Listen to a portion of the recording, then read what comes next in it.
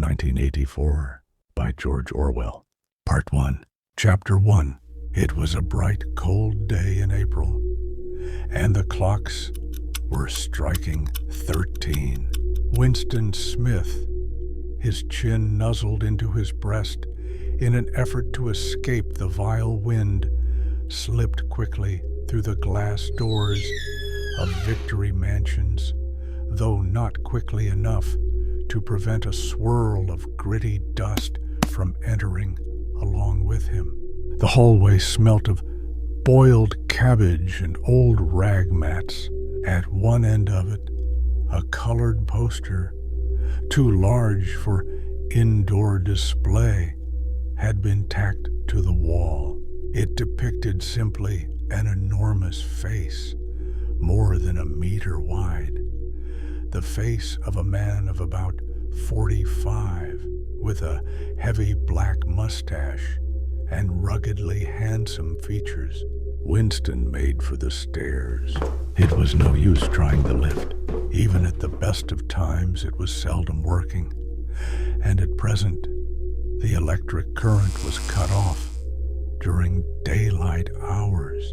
It was part of the economy drive in preparation for Hate Week.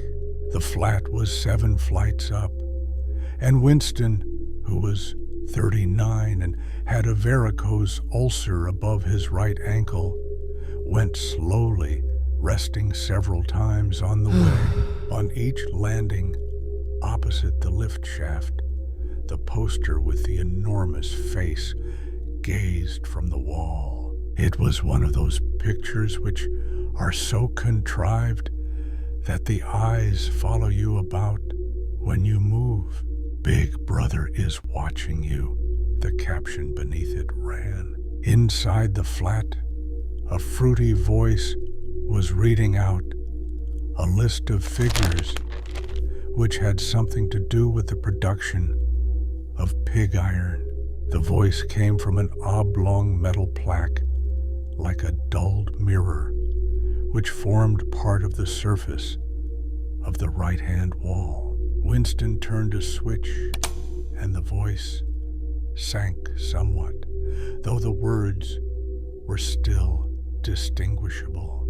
The instrument, the telescreen it was called, could be dimmed, but there was no way of shutting it off completely. He moved over to the window, a smallish, frail figure, the meagerness of his body merely emphasized by the blue overalls, which were the uniform of the party. His hair was very fair, his face naturally sanguine, his skin roughened by coarse soap and blunt razor blades, and the cold of the winter that had just ended. Outside, even through the shut window pane, the world looked cold. Down in the street, little eddies of wind were whirling dust and torn paper into spirals, and though the sun was shining and the sky a harsh blue, there seemed to be no color in anything except the posters that were plastered everywhere. The black mustachioed face gazed down from every commanding corner. There was one on the house front immediately opposite. "Big Brother is watching you," the caption said, while the dark eyes looked deep into Winston's own. Down at street level, another poster, torn at one corner, flapped fitfully in the wind, alternately covering and uncovering the single word "Ingsoc." In the far distance, a helicopter skimmed down between the roofs, hovered for an instant like a bluebottle, and darted away again with a curving flight. It was the police patrol snooping into people's windows. The patrols did not matter, however. Only the thought police mattered. Behind Winston's back, the voice from the telescreen was still babbling away about pig iron and the overfulfillment of the 9th three-year plan. The telescreen received and transmitted simultaneously. Any sound that Winston made above the level of a very low whisper would be picked up by it. Moreover, so long as he remained within the field of vision which the metal plaque commanded, he could be seen as well as heard. There was, of course, no way of knowing whether you were being watched at any given moment, how often, or on what system. The thought police plugged in on any individual wire was guesswork. It was even conceivable that they watched everybody all the time. But at any rate, they could plug in your wire whenever they wanted to. You had to did live, from habit that became instinct, in the assumption that every sound you made was overheard, and except in darkness, every movement scrutinized. Winston kept his back turned to the telescreen. It was safer, though, as he well knew, even a back can be revealing. A kilometer away, the Ministry of Truth, his place of work, towered vast and white above the grimy landscape. This, he thought with a sort of vague distaste, this was London, chief city of Airstrip 1, itself the third most populous of the provinces of Oceania. He tried to squeeze out some childhood memory that should tell him whether London had always been quite like this. Were there always these vistas of rotting 19th century houses, their sides shored up with balks of timber, their windows patched with cardboard, and their roofs with corrugated iron, their crazy garden walls sagging in all directions, and the bombed sites where the plastered dust swirled in the air and the willow herb straggled over the heaps of rubble, and the places where the bombs had cleared a larger patch, and there had sprung up sordid colonies of wooden dwellings like chicken houses. But it was no use. He could not remember. Nothing remained of his childhood except a series of bright-lit tableaux occurring against no background and mostly unintelligible. The Ministry of Truth, Mini-True in Newspeak. Newspeak was the official language of Oceania. For an account of its structure and etymology, see Appendix, was startlingly different from any other object in sight. It was an enormous pyramidal structure of glittering white concrete, soaring up, terrace after terrace, 300 meters into the air. From where Winston stood, it was just possible to read, picked out on its white face in elegant lettering, the three slogans of the party: war is peace, freedom is slavery, ignorance is strength. The Ministry of Truth contained, it was said, 3,000 rooms above ground level and corresponding ramifications below. Scattered about London, there were just 3 other buildings of similar appearance and size. So completely did they dwarf the surrounding architecture that from the roof of Victory Mansions, you could see all 4 of them simultaneously. They were the homes of the 4 ministries between which the entire apparatus of government was divided. The Ministry of Truth, which concerned itself with news, entertainment, education, and the fine arts. The Ministry of Peace, which concerned itself with war, the Ministry of Love, which maintained law and order, and the Ministry of Plenty, which was responsible for economic affairs. Their names in Newspeak: Mini True, Mini Pax, Mini Love, and Mini Plenty. The Ministry of Love was the really frightening one. There were no windows in it at all.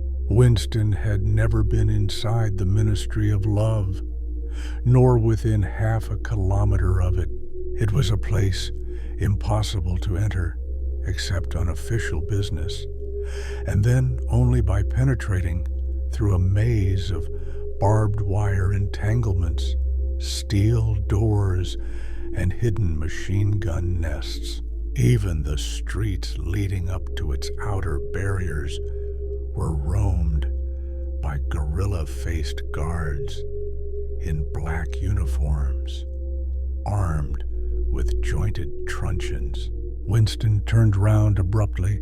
He had set his features into the expression of quiet optimism which it was advisable to wear when facing the telescreen. He crossed the room into the tiny kitchen. By leaving the ministry at this time of day, he had sacrificed his lunch in the canteen, and he was aware that there was no food in the kitchen except a hunk of dark-colored bread which had got to be saved for tomorrow's breakfast.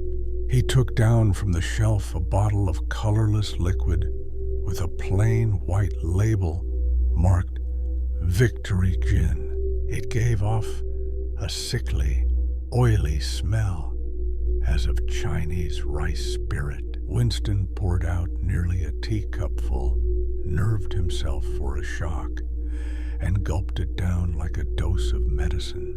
Instantly, his face turned scarlet, and the water ran out of his eyes. The stuff was like nitric acid, and moreover, in swallowing it, one had the sensation of being hit on the back of the head with a rubber club. The next moment, however, the burning in his belly died down, and the world began to look more cheerful.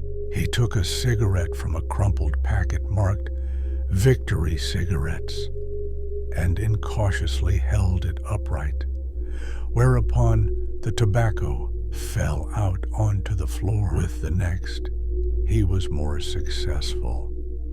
He went back to the living room and sat down at a small table that stood to the left of the telescreen. From the table drawer, he took out a pen holder, a bottle of ink, and a thick, quarto-sized blank book with a red back and a marbled cover.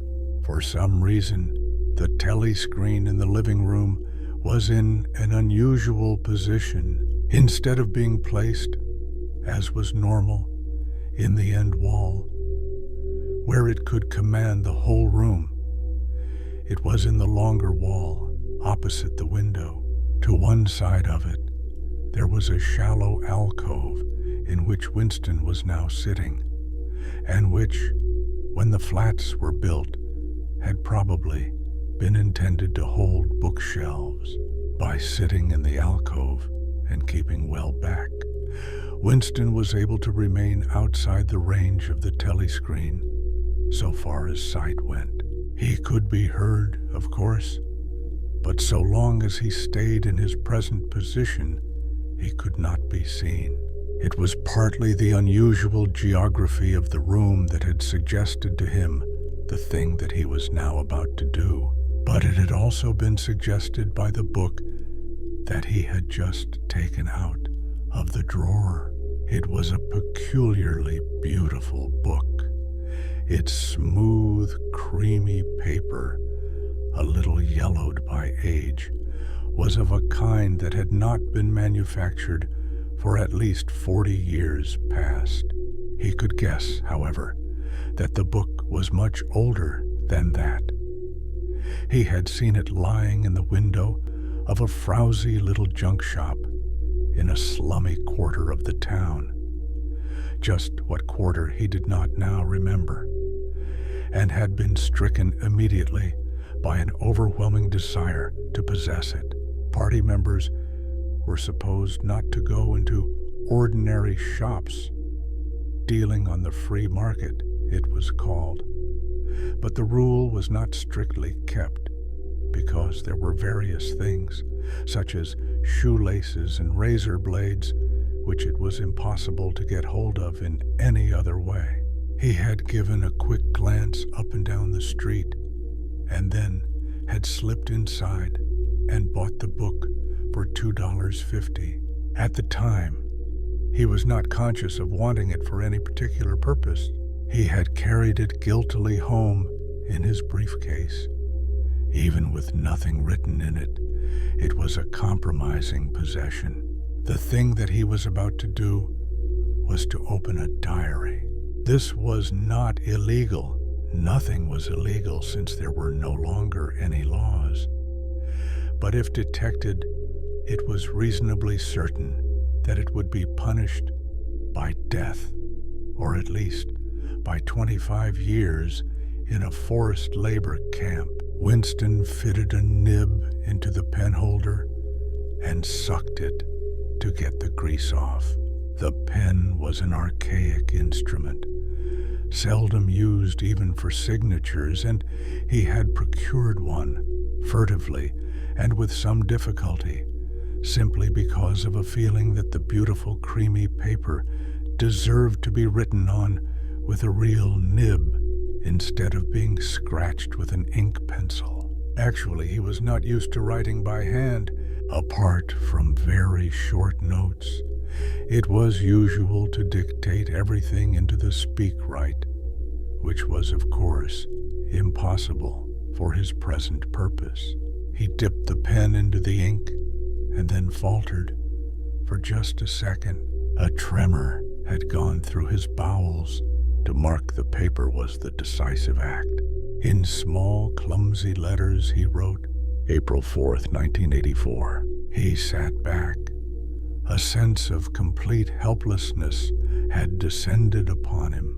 To begin with, he did not know with any certainty that this was 1984. It must be round about that date, since he was fairly sure that his age was 39, and he believed that he had been born in 1944 or 1945. But it was never possible nowadays to pin down any date within a year or two. For whom, it suddenly occurred to him to wonder, was he writing this diary for the future, for the unborn? His mind hovered for a moment round the doubtful date on the page, and then fetched up with a bump against the newspeak word doublethink. For the first time, the magnitude of what he had undertaken came home to him. How could you communicate with the future? It was of its nature impossible. Either the future would resemble the present, in which case it would not listen to him, or it would be different from it, and his predicament would be meaningless. For some time he sat gazing stupidly at the paper. The telescreen had changed over to strident military music. It was curious that he seemed not merely to have lost the power of expressing himself, but even to have forgotten what it was that he had originally intended to say. For weeks past, he had been making ready for this moment, and it had never crossed his mind that anything would be needed except courage. The actual writing would be easy. All he had to do was to transfer to paper the interminable, restless monologue that had been running inside his head, literally for years. At this moment, however, even the monologue had dried up. Moreover, his varicose ulcer had begun itching unbearably. He dared not scratch it, because if he did so, it always became inflamed. The seconds were ticking by. He was conscious of nothing except the blankness of the page in front of him, the itching of the skin above his ankle, the blaring of the music, and a slight booziness caused by the gin. Suddenly, he began writing in sheer panic, only imperfectly aware of what he was setting down. His small but childish handwriting straggled up and down the page, shedding first its capital letters and finally even its full stops. April 4th, 1984. Last night to the flicks. All war films. One very good one of a ship full of refugees being bombed somewhere in the Mediterranean. Audience much amused by shots of a great, huge, fat man trying to swim away with a helicopter after him. First you saw him wallowing along in the water like a porpoise. Then you saw him through the helicopter's gun sights. Then he was full of holes, and the sea round him turned pink, and he sank as suddenly as though the holes had lead in the water. Audience shouting with laughter when he sank. Then you saw a lifeboat full of children with a helicopter hovering over it. There was a middle-aged woman, might have been a Jewess, sitting up in the bow with a little boy about 3 years old in her arms. Little boy screaming with fright and hiding his head between her breasts as if he was trying to burrow right into her, and the woman putting her arms round him and comforting him, although she was blue with fright herself, all the time covering him up as much as possible, as if she thought her arms could keep the bullets off him. Then the helicopter planted a 20-kilo bomb in among them. Terrific flash, and the boat went all to matchwood. Then there was a wonderful shot of a child's arm going up, up, up, right up into the air. A helicopter with a camera in its nose must have followed it up, and there was a lot of applause from the party seats, but a woman down in the prole part of the house suddenly started kicking up a fuss and shouting. They didn't oughter have showed it. Not in front of kids. They didn't. It ain't right. Not in front of kids. It ain't until the police turned her out. I don't suppose anything happened to her. Nobody cares what the proles say. Typical prole reaction. They never. Winston stopped writing, partly because he was suffering from cramp. He did not know what had made him pour out this stream of rubbish. But the curious thing was that while he was doing so, a totally different memory had clarified itself in his mind to the point where he almost felt equal to writing it down. It was, he now realized, because of this other incident that he had suddenly decided to come home and begin the diary today. It had happened that morning at the ministry. If anything so nebulous could be said to happen, it was nearly 1100, and in the records department where Winston worked, they were dragging the chairs out of the cubicles and grouping them in the center of the hall opposite the big telescreen in preparation for the 2 minutes hate. Winston was just taking his place in one of the middle rows when 2 people whom he knew by sight but had never spoken to came unexpectedly into the room. One of them was a girl whom he often passed in the corridors. He did not know her name, but he knew that she worked in the fiction department. Presumably, since he had sometimes seen her with oily hands and carrying a spanner, she had some mechanical job on one of the novel-writing machines. She was a bold-looking girl of about 27, with thick hair, a freckled face, and swift, athletic movements. A narrow scarlet sash, emblem of the Junior Anti-Sex League, was wound several times round the waist of her overalls, just tightly enough to bring out the shapeliness of her hips. Winston had disliked her from the very first moment of seeing her. He knew the reason. It was because of the atmosphere of hockey fields and cold baths and community hikes and general clean-mindedness which she managed to carry about with her. He disliked nearly all women, and especially the young and pretty ones. It was always the women, and above all the young ones, who were the most bigoted adherents of the party, the swallowers of slogans, the amateur spies and nosers out of unorthodoxy. But this particular girl gave him the impression of being more dangerous than most.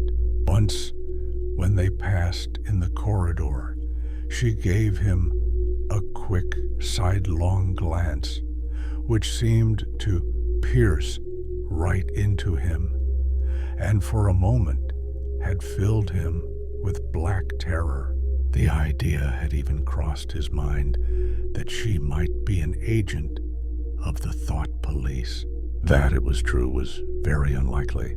Still, he continued to feel a peculiar uneasiness, which had fear mixed up in it as well as hostility, whenever she was anywhere near him. The other person was a man named O'Brien, a member of the inner party and holder of some post so important and remote that Winston had only a dim idea of its nature. A momentary hush passed over the group of people round the chairs as they saw the black overalls of an inner party member approaching. O'Brien was a large, burly man with a thick neck and a coarse, humorous, brutal face. In spite of his formidable appearance, he had a certain charm of manner. He had a trick of resettling his spectacles on his nose, which was curiously disarming in some indefinable way, curiously civilized. It was a gesture which, if anyone had still thought in such terms, might have recalled an 18th century nobleman offering his snuff box. Winston had seen O'Brien perhaps a dozen times in almost as many years.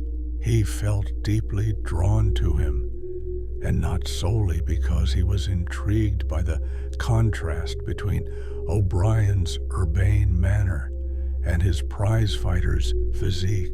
Much more it was because of a secretly held belief, or perhaps not even a belief, merely a hope, that O'Brien's political orthodoxy was not perfect. Something in his face suggested it irresistibly. And again, perhaps it was not even unorthodoxy that was written in his face, but simply intelligence. But, at any rate, he had the appearance of being a person that you could talk to if somehow you could cheat the telescreen and get him alone. Winston had never made the smallest effort to verify this guess. Indeed, there was no way of doing so. At this moment, O'Brien glanced at his wristwatch, saw that it was nearly 1100, and evidently decided to stay in the records department until the 2 minutes hate was over. He took a chair in the same row as Winston, a couple of places away. A small, sandy-haired woman who worked in the next cubicle to Winston was between them. The girl with dark hair was sitting immediately behind.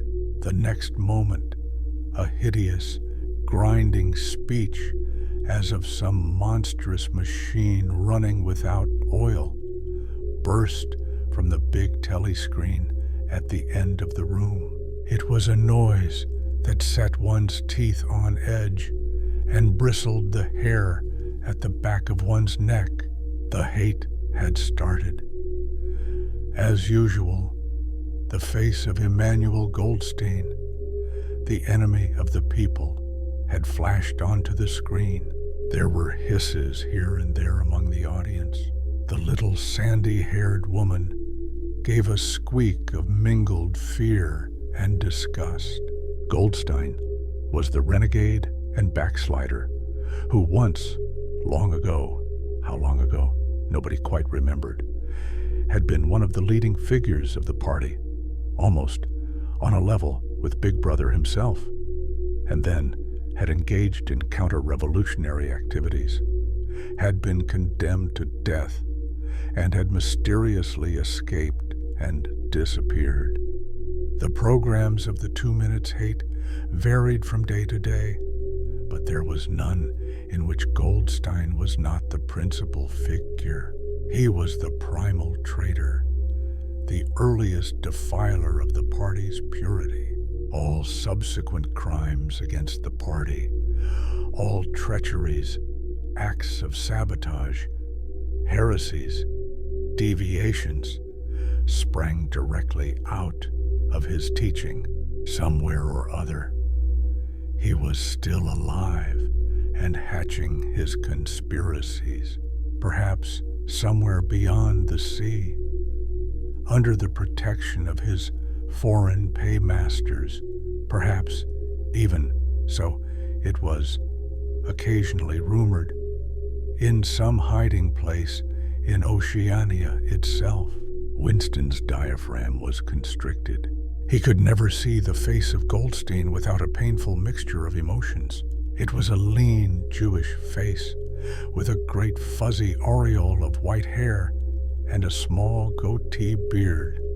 A clever face, and yet somehow inherently despicable, with a kind of senile silliness in the long, thin nose, near the end of which a pair of spectacles was perched. It resembled the face of a sheep, and the voice, too, had a sheep-like quality. Goldstein was delivering his usual venomous attack upon the doctrines of the party, an attack so exaggerated and perverse that a child should have been able to see through it, and yet just plausible enough to fill one with an alarmed feeling that other people, less level-headed than oneself, might be taken in by it. He was abusing Big Brother. He was denouncing the dictatorship of the party. He was demanding the immediate conclusion of peace with Eurasia. He was advocating freedom of speech, freedom of the press, freedom of assembly, freedom of thought.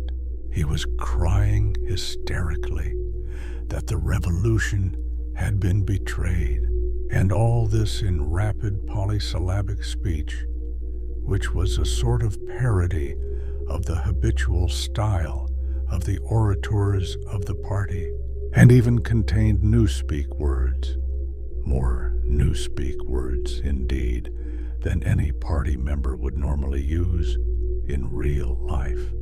And all the while, lest one should be in any doubt as to the reality which Goldstein's specious claptrap covered, behind his head on the telescreen there marched the endless columns of the Eurasian army, row after row of solid-looking men with expressionless Asiatic faces who swam up to the surface of the screen and vanished to be replaced by others exactly similar.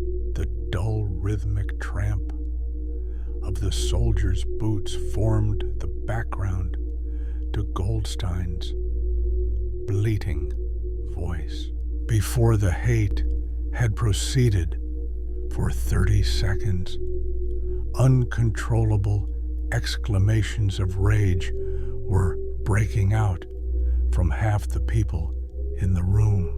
The self-satisfied, sheep-like face on the screen and the terrifying power of the Eurasian army behind it were too much to be borne. Besides, the sight, or even the thought of Goldstein, produced fear and anger automatically. He was an object of hatred more constant than either Eurasia or East Asia, since when Oceania was at war with one of these powers, it was generally at peace with the other. But what was strange was that although Goldstein was hated and despised by everybody, although every day and 1,000 times a day, on platforms, on the telescreen, in newspapers, in books, his theories were refuted, smashed, ridiculed, held up to the general gaze for the pitiful rubbish that they were. In spite of all this, his influence never seemed to grow less. Always there were fresh dupes waiting to be seduced by him.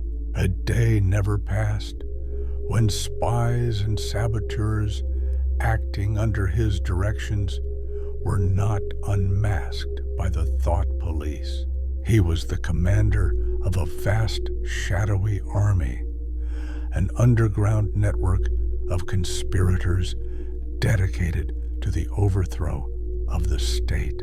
The Brotherhood, its name was supposed to be. There were also whispered stories of a terrible book, a compendium of all the heresies, of which Goldstein was the author, and which circulated clandestinely here and there. It was a book without a title. People referred to it, if at all, simply as the book. But one knew of such things only through vague rumors. Neither the Brotherhood nor the book was a subject that any ordinary party member would mention if there was a way of avoiding it. In its second minute, the hate rose to a frenzy. People were leaping up and down in their places and shouting at the tops of their voices in an effort to drown the maddening, bleating voice that came from the screen. The little sandy-haired woman had turned bright pink, and her mouth was opening and shutting like that of a landed fish. Even O'Brien's heavy face was flushed. He was sitting very straight in his chair, his powerful chest swelling and quivering as though he were standing up to the assault of a wave. The dark-haired girl behind Winston had begun crying out, "Swine! Swine! Swine!" And suddenly she picked up a heavy Newspeak dictionary and flung it at the screen. It struck Goldstein's nose and bounced off. The voice continued inexorably. In a lucid moment, Winston found that he was shouting with the others and kicking his heel violently against the rung of his chair. The horrible thing about the 2 minutes hate was not that one was obliged to act a part, but, on the contrary, that it was impossible to avoid joining in. Within 30 seconds, any pretense was always unnecessary. A hideous ecstasy of fear and vindictiveness, a desire to kill, to torture, to smash faces in with a sledgehammer, seemed to flow through the whole group of people like an electric current, turning one even against one's will into a grimacing, screaming lunatic. And yet the rage that one felt was an abstract, undirected emotion which could be switched from one object to another like the flame of a blow lamp. Thus, at one moment, Winston's hatred was not turned against Goldstein at all, but on the contrary, against Big Brother, the party, and the thought police. And at such moments his heart went out to the lonely, derided heretic on the screen, sole guardian of truth and sanity in a world of lies. And yet the very next instant, he was at one with the people about him, and all that was said of Goldstein seemed to him to be true. At those moments, his secret loathing of Big Brother changed into adoration, and Big Brother seemed to tower up, an invincible, fearless protector, standing like a rock against the hordes of Asia. And Goldstein, in spite of his isolation, his helplessness, and the doubt that hung about his very existence, seemed like some sinister enchanter, capable by the mere power of his voice of wrecking the structure of civilization. It was even possible, at moments, to switch one's hatred this way or that by a voluntary act. Suddenly, by the sort of violent effort with which one wrenches one's head away from the pillow in a nightmare, Winston succeeded in transferring his hatred from the face on the screen to the dark-haired girl behind him. Vivid, beautiful hallucinations flashed through his mind. He would flog her to death with a rubber truncheon. He would tie her naked to a stake and shoot her full of arrows like Saint Sebastian. He would ravish her and cut her throat at the moment of climax. Better than before, moreover, he realized why it was that he hated her. He hated her because she was young and pretty and sexless, because he wanted to go to bed with her and would never do so, because round her sweet, supple waist, which seemed to ask you to encircle it with your arm, there was only the odious scarlet sash, aggressive symbol of chastity. The hate rose to its climax. The voice of Goldstein had become an actual sheep's bleat, and for an instant the face changed into that of a sheep. Then the sheep face melted into the figure of a Eurasian soldier who seemed to be advancing, huge and terrible, his submachine gun roaring and seeming to spring out of the surface of the screen so that some of the people in the front row actually flinched backwards in their seats, but in the same moment drawing a deep sigh of relief from everybody. The hostile figure melted into the face of Big Brother, black-haired, black-mustachioed, full of power and mysterious calm, and so vast that it almost filled up the screen. Nobody heard what Big Brother was saying. It was merely a few words of encouragement, the sort of words that are uttered in the din of battle, not distinguishable individually, but restoring confidence by the fact of being spoken. Then the face of Big Brother faded away again, and instead the three slogans of the party stood out in bold capitals. War is peace, freedom is slavery, ignorance is strength.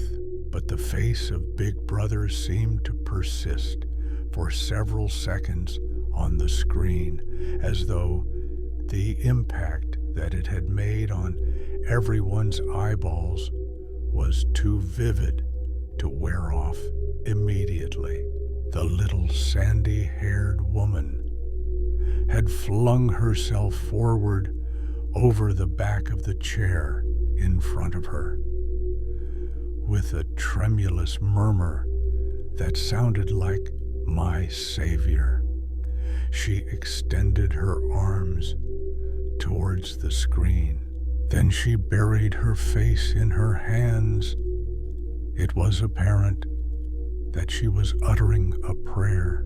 At this moment, the entire group of people broke into a deep, slow, rhythmical chant of "B, B, B, B," over and over again, very slowly, with a long pause between the first B and the second, a heavy, murmurous sound, somehow curiously savage, in the background of which one seemed to hear the stamp of naked feet and the throbbing of tom-toms. For perhaps as much as 30 seconds, they kept it up. It was a refrain that was often heard in moments of overwhelming emotion. Partly, it was a sort of hymn to the wisdom and majesty of Big Brother, but still more, it was an act of self-hypnosis, a deliberate drowning of consciousness by means of rhythmic noise. Winston's entrails seemed to grow cold in the 2 minutes' hate. He could not help sharing in the general delirium, but this subhuman chanting of "B, B, B, B" always filled him with horror. Of course, he chanted with the rest. It was impossible to do otherwise, to dissemble your feelings, to control your face, to do what everyone else was doing, was an instinctive reaction. But there was a space of a couple of seconds during which the expression of his eyes might conceivably have betrayed him. And it was exactly at this moment that the significant thing happened. If indeed it did happen. Momentarily, he caught O'Brien's eye. O'Brien had stood up.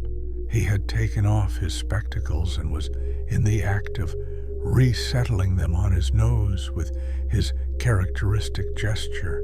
But there was a fraction of a second when their eyes met, and for as long as it took to happen, Winston knew, yes, he knew, that O'Brien was thinking the same thing as himself.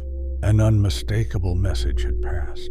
It was as though their two minds had opened, and the thoughts were flowing from one into the other through their eyes. "I am with you," O'Brien seemed to be saying to him. "I know precisely what you are feeling. I know all about your contempt, your hatred, your disgust, but don't worry, I am on your side." And then the flash of intelligence was gone, and O'Brien's face was as inscrutable as everybody else's. That was all. And he was already uncertain whether it had happened. Such incidents never had any sequel. All that they did was to keep alive in him the belief or hope that others besides himself were the enemies of the party. Perhaps the rumors of vast underground conspiracies were true after all. Perhaps the Brotherhood really existed. It was impossible, in spite of the endless arrests and confessions and executions, to be sure that the Brotherhood was not simply a myth. Some days he believed in it, some days not. There was no evidence, only fleeting glimpses that might mean anything or nothing, snatches of overheard conversation, faint scribbles on lavatory walls. Once even, when two strangers met, a small movement of the hand which had looked as though it might be a signal of recognition. It was all guesswork. Very likely he had imagined everything. He had gone back to his cubicle without looking at O'Brien again. The idea of following up their momentary contact hardly crossed his mind. It would have been inconceivably dangerous, even if he had known how to set about doing it. For a second, 2 seconds, they had exchanged an equivocal glance, and that was the end of the story. But even that was a memorable event in the locked loneliness in which one had to live. Winston roused himself and sat up straighter. He let out a belch. The gin was rising from his stomach. His eyes refocused on the page. He discovered that while he sat helplessly musing, he had also been writing, as though by automatic action, and it was no longer the same cramped, awkward handwriting as before. His pen had slid voluptuously over the smooth paper, printing in large, neat capitals, "Down with Big Brother, down with Big Brother, down with Big Brother, down with Big Brother, down with Big Brother," over and over again, filling half a page. He could not help feeling a twinge of panic. It was absurd, since the writing of those particular words was not more dangerous than the initial act of opening the diary. But for a moment, he was tempted to tear out the spoiled pages and abandon the enterprise altogether. He did not do so, however, because he knew that it was useless. Whether he wrote down with Big Brother or whether he refrained from writing it made no difference.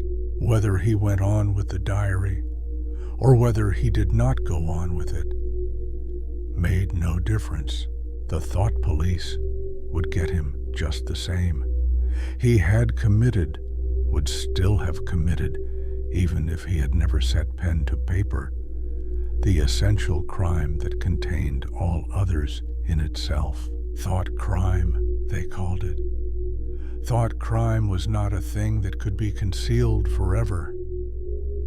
You might dodge successfully for a while, even for years, but sooner or later, they were bound to get you. It was always at night.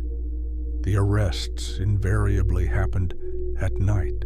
The sudden jerk out of sleep, the rough hand shaking your shoulder, the lights glaring in your eyes, the ring of hard faces round the bed.